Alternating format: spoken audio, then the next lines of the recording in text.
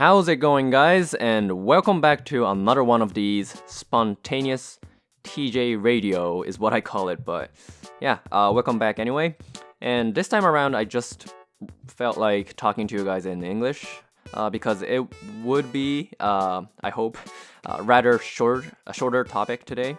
So I believe it wouldn't be too hard for you guys to follow through. Alright, so let's get right into our topic today. As you guys may know, because of the spreading disorder in the name of coronavirus, the Japanese government has they decided, or are they still considering to implement this September entry? I shouldn't call it policy, but the system, right? So nowadays, there's only so many countries that starts their academic year in April, and Japan is one of those endangered countries that still has April as their 区切りってなんて言うんだろうね。the the month for the renewal of an academic year.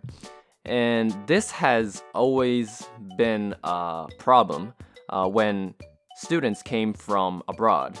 So, for example, when Drew came to Japan in September, it was a normal timing according to the universal standard. But in Japan, it was mid-semester, right?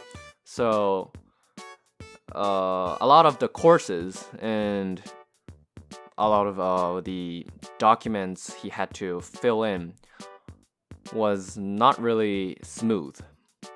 The entire process was just troublesome, right? And a lot of Japanese universities, even the famous ones I heard, does not really have sophisticated assistance or any system to guide them through all of those processes, right? And when Drew had to go to the city hall to register himself as a legally accepted citizen, all of the documents were in Japanese, and when he tried to ask the workers there for an English version, nobody understood what he was talking about.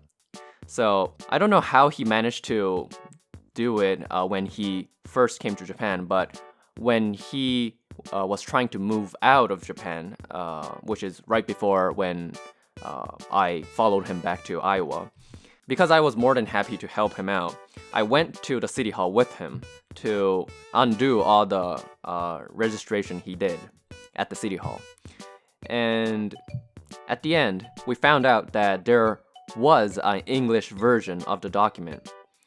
But because none of the workers there were fluent enough in English, they couldn't communicate and tell Drew that there was this English version available.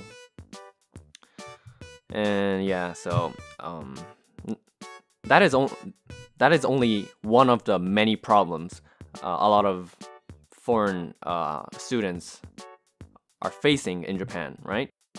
And so far, I've mostly talked about the language barrier, but let's go back to this September entry problem. Because of this difference, it is also hard for Japanese students to go abroad. So it's kind of difficult in both ways. And that's probably why even today, a lot of Japanese students and even adults will spend most of their lifetime without crossing the national border of Japan. Because it's just so hard and so difficult to understand everything and all the procedures, right? So, even though we frequently hear this word globalization in Japan, they never really done it in the full scale, and changing the academic year to start from September was something they should have done decades ago, but they finally started to consider this seriously, which I see is a very good trend. And I hope the Japanese government will make the decisions ASAP because it will be a huge step forward and closer to a genuine global state. Alright, so that's pretty much it. As I said, I didn't have a full list of things I wanted to talk about. It was just my quick thoughts about the September entry thing that's going on in the news.